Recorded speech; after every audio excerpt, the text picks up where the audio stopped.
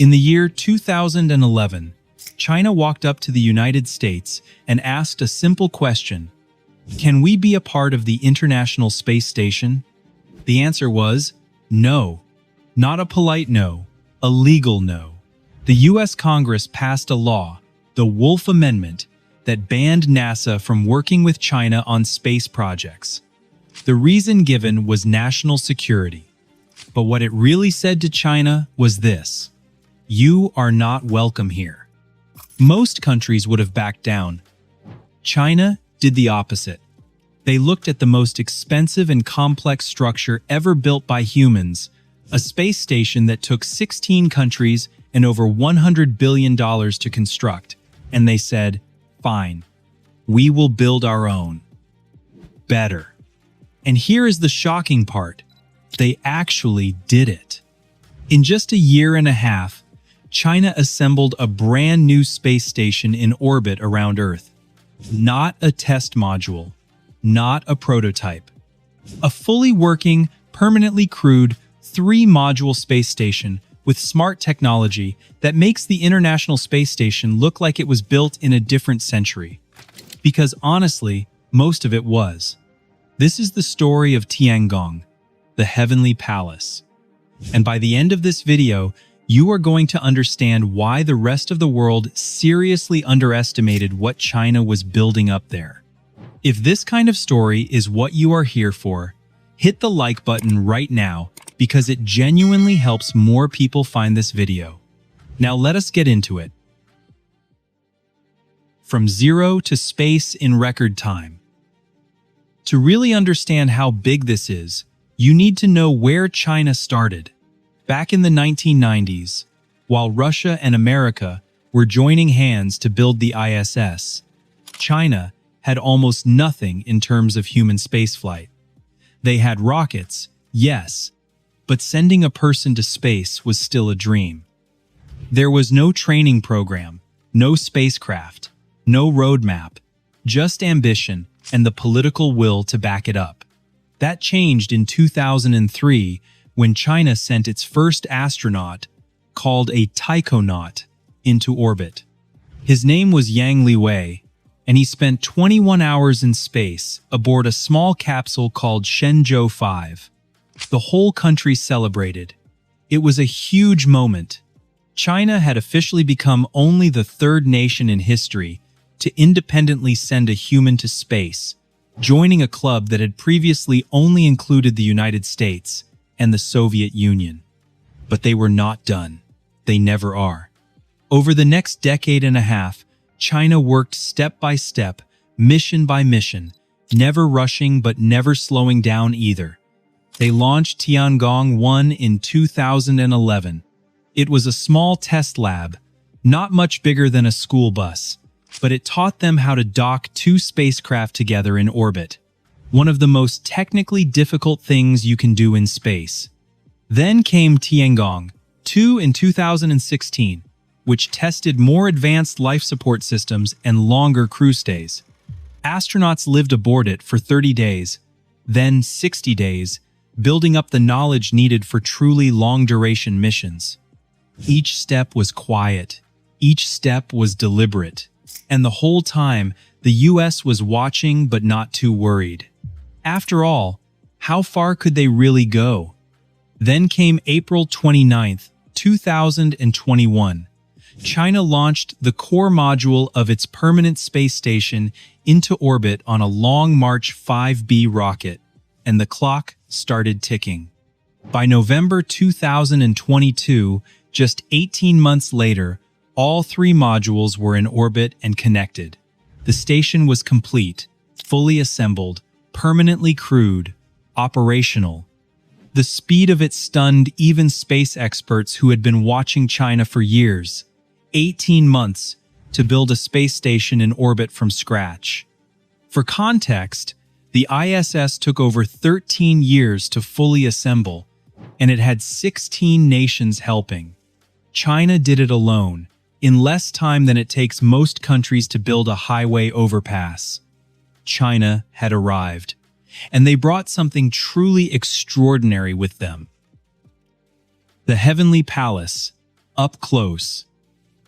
So, what exactly is Tiangong? It sits about 400 kilometers above Earth, which is roughly the same height as the ISS. It travels at about 28,000 kilometers per hour. Every 90 minutes, the crew completes one full orbit of the Earth. That means every single day, the taikonauts living up there watch 16 sunrises and 16 sunsets. Think about that for a second. While you go through one day, they go through 16. The station is shaped like the letter T. At the center is the Tianhe module, which means harmony of the heavens. This is the brain of the entire station. It is where mission control in Beijing talks to the crew, where the propulsion systems fire to keep Tiangong in its correct orbit, and where the main living quarters are located. 3 taikonauts call this home for 6 months at a time, and it handles everything from navigation to communication to keeping the crew alive. Attached to Tianhe on the left and right are 2 large laboratory modules. On one side is Wentian, which means heavenly quest. On the other side is Mengtian, which means heavenly dream. Both of these modules are 18 meters long. That is more than twice the length of the Destiny Laboratory, which is the primary workspace for American astronauts on the ISS and measures just 8.4 meters. Now here is something people do not realize when they first see photos of the 2 stations side by side. The modules of Tiangong and the modules of the ISS are actually about the same diameter, roughly 4.2 meters, or about 14 feet across. So why does Tiangong look so much more open and spacious inside when you watch the live streams? 2 reasons. First, the modules are simply longer. More length means more floor space, more ceiling height, more room to move. It is basic geometry. Second, and this is the more interesting reason, the technology inside Tiangong is decades newer. On the ISS, you have cables running along every wall, every ceiling, every corner. There are pipes and wires and equipment bolted to almost every surface. It looks the way it does because it was designed in the 1980s and 90s, and every upgrade since then has been layered on top of what already existed. It is like an old house where every new owner added something without removing what was already there. Tiangong, on the other hand, uses wireless systems for many of its connections. The instruments and consoles are tucked behind clean white panels when they are not actively being used. There is no maze of cables, no clutter on the walls. It looks less like a science lab that has been running for 25 years, and more like a brand new apartment that was designed with the future in mind. Some people have compared walking through it to walking into an Apple store, but in space. That cleanliness and intentional design is not just for looks. It reflects a completely different philosophy about how human beings should live and work in space. And nowhere is that philosophy more obvious than in the daily lives of the crew. Life in the Heavenly Palace. This is the part that genuinely surprises people when they hear it for the first time. Life aboard Tiangong is not just about survival. It is not just about tolerating 6 months in a metal tube while conducting experiments. It is actually designed to be comfortable. Not comfortable in a rough camping sort of way. Comfortable in a way that somebody actually sat down and thought carefully about what a human being needs to feel okay, day after day, week after week, far from home. The crew follows China Standard Time. Their day starts at 7 in the morning with a check-in from Mission Control in Beijing. Work begins at 8 after a morning of scientific experiments and maintenance tasks. At 1:30 in the afternoon, everything stops for a mandatory nap. Yes, a scheduled nap, built into the official daily timetable and approved by mission controllers who consider it critical for crew performance. And that makes more sense when you think about what their day actually looks like. The station completes 16 orbits every 24 hours. Without a consistent lighting environment, your brain would genuinely struggle to know whether it is morning or midnight. Which brings us to one of the most quietly brilliant things about Tiangong. The station has a smart lighting system that changes throughout the day to mimic natural light on Earth. In the morning, it gradually brightens and shifts to a cool blue-white tone to help the crew wake up.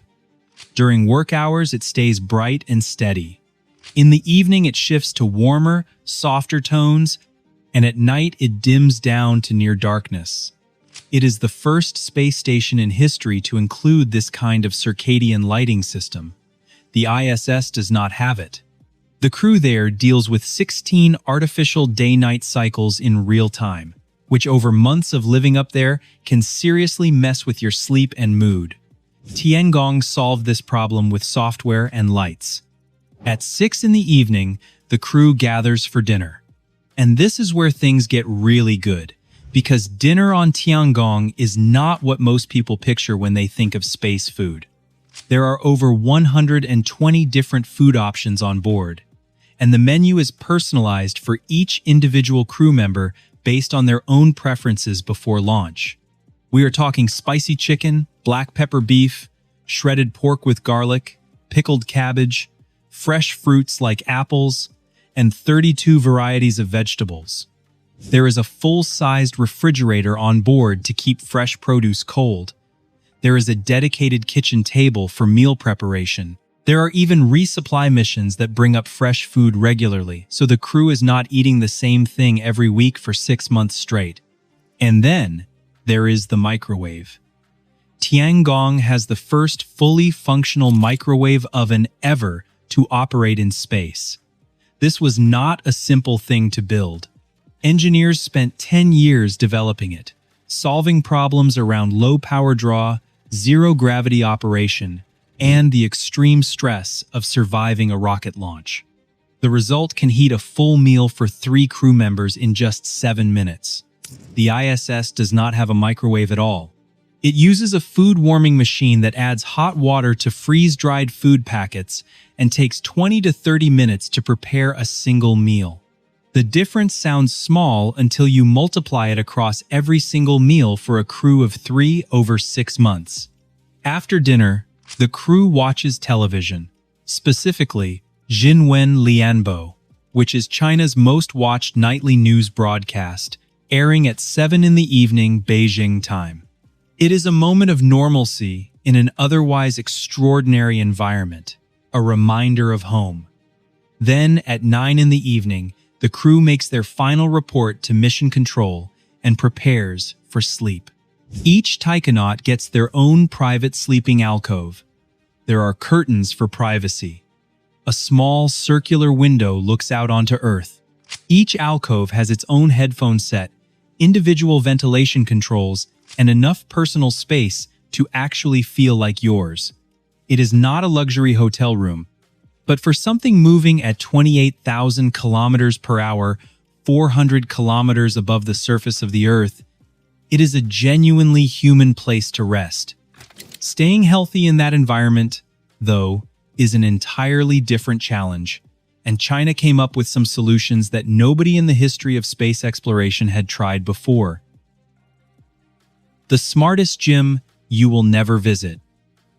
Here is something most people do not think about. Space is quietly and constantly trying to destroy your body. Without gravity pulling on your muscles and bones every second of every day, they start to weaken fast. Your heart does not have to work as hard, so it gets weaker too. Fluids that normally settle into your legs start floating upward toward your head, causing pressure behind your eyes and a permanent feeling of stuffiness. After just a few months in space without regular exercise, you would come back to Earth barely able to stand up, let alone walk. Long-term exposure without countermeasures can lead to permanent bone loss and vision damage. So taikonauts on Tiangong exercise at least 2 hours every single day. No exceptions. No rest days. It is treated the same way as any other critical mission task. The Wentian module has a specialized cycling machine that works both the arms and the legs at the same time. getting the whole body moving in one session. The Mengtian module has a rowing machine that provides full body resistance training in a compact footprint. These are not machines pulled from a regular gym.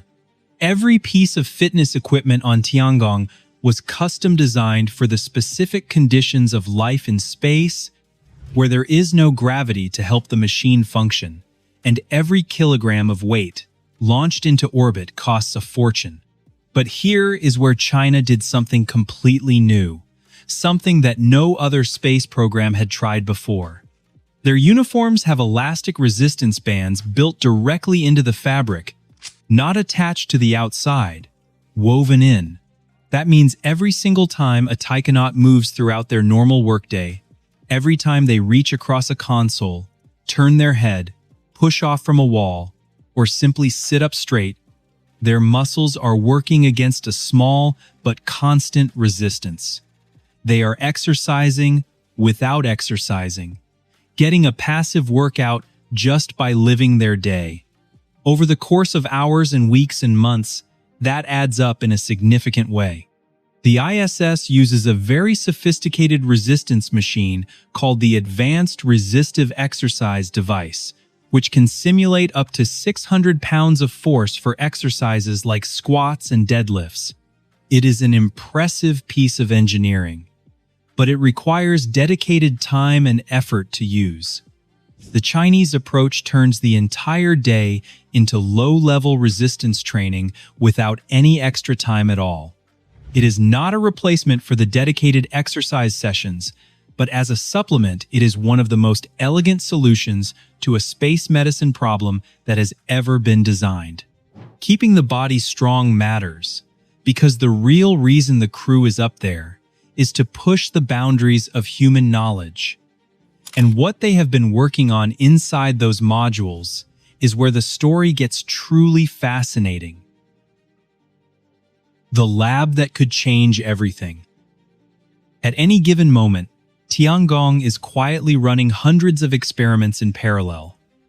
As of early 2026, that number sits at 267 active research projects running simultaneously.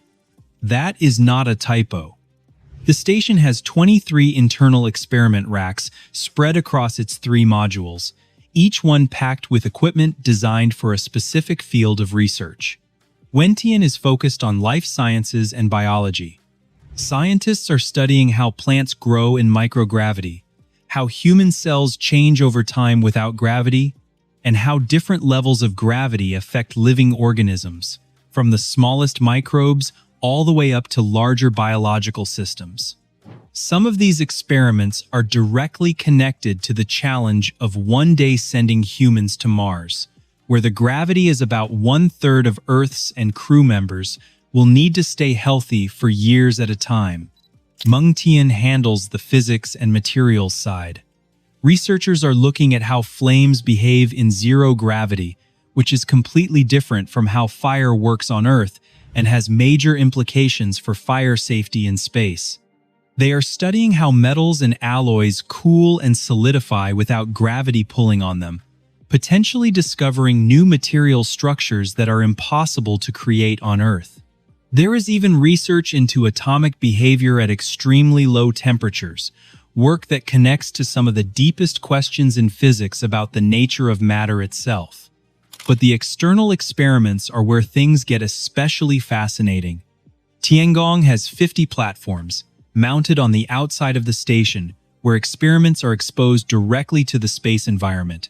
No atmosphere, no pressure, no protection from temperature swings that range from 120 degrees above zero in sunlight to over 100 degrees below zero in shadow.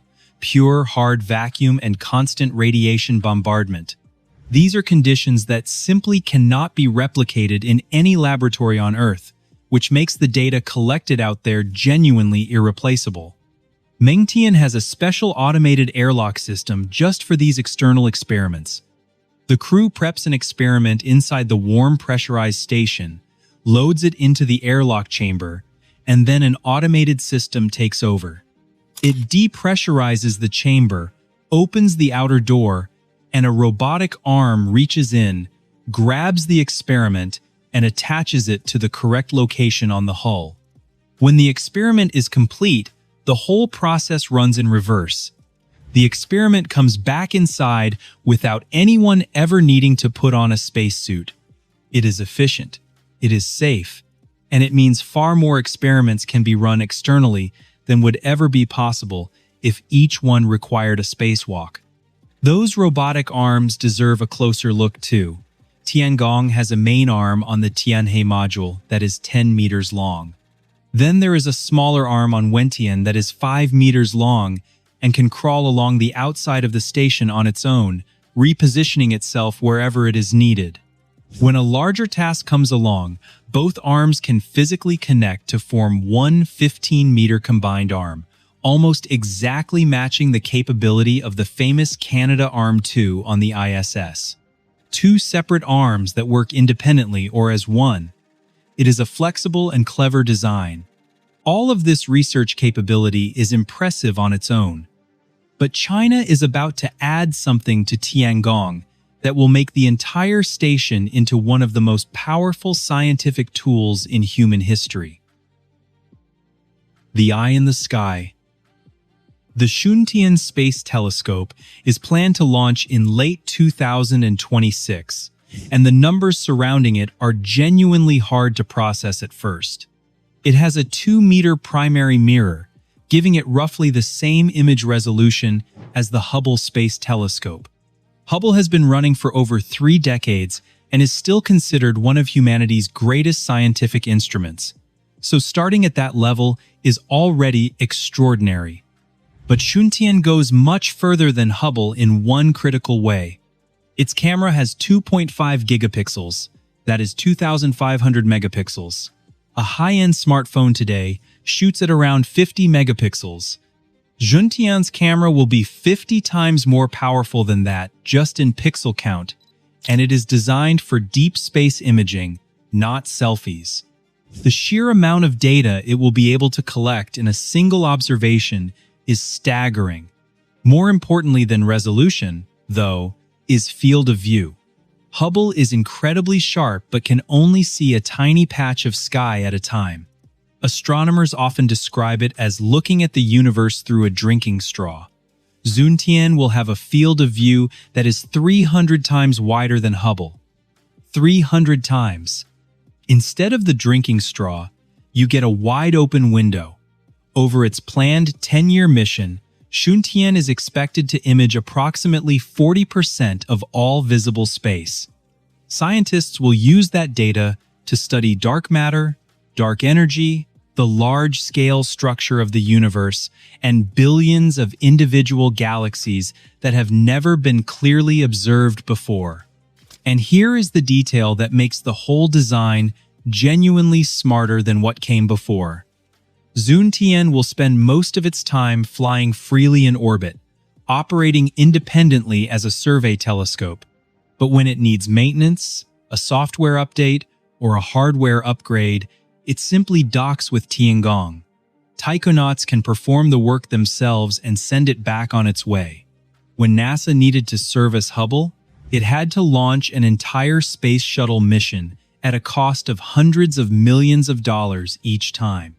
China designed the maintenance solution directly into the system from the beginning. And Tiangong itself is not finished growing either. China has already confirmed plans to expand the station from its current 3 modules to 6, transforming the T-shape into a full cross shape. The expanded station would weigh 180 tons, house a permanent crew of 6 rather than 3, and become the second largest crewed space station ever built, behind only the ISS. The ISS, which is currently scheduled for retirement around 2030. After that retirement, there will be only one permanently crewed space station in low Earth orbit, and China built it. The bigger picture. Here is what makes this story more than just a fascinating space video. In 2011, the United States told China it was not welcome in the most ambitious scientific collaboration in human history. The decision was based on distrust and political tension, and it sent a very clear message to China's space program. You are on your own. China heard that message. And then it spent the next decade and a half proving that being on your own is not necessarily a disadvantage. Every system on Tiangong was designed, tested, and built entirely within China. Every problem that came up had to be solved by Chinese engineers without outside help. That constraint, frustrating as it must have been, forced a level of self-reliance and creative problem-solving that shows up in every detail of the station, from the circadian lighting to the resistance band uniforms to the automated external experiment airlock.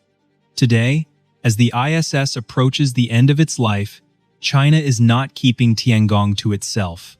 Pakistan is set to send its first astronaut to the station in late 2026, becoming the first country other than China to place a crew member aboard Tiangong. More countries are in active talks with China's Human Spaceflight Agency about sending their own astronauts in the years ahead. The station that was built because China was excluded from international cooperation is now becoming the new center of international cooperation in space. That is not a small thing. When the ISS was being assembled in the late 1990s, it represented the idea that even countries that had been bitter enemies during the Cold War could work together towards something bigger than politics. Tiangong is beginning to represent something similar. A new invitation, a different kind of partnership. One built not on decades of shared history, but on the simple fact that China built something remarkable, and the rest of the world wants to be a part of it. Tiangong is not just a space station. It is the answer to a rejection letter. It is proof that being told no is not the end of the story. With enough patience, enough focus, and enough belief in what you are building, you can create something that the whole world eventually has to look up at. Literally. If this video changed how you think about what is happening in space right now, hit that like button and subscribe so you never miss a story like this. Turn on notifications because we have more videos coming that you seriously do not want to miss. Now I want to hear from you. China was shut out of the ISS and responded by building something arguably more advanced. What does that say about the future of the space race? Drop your thoughts in the comments below.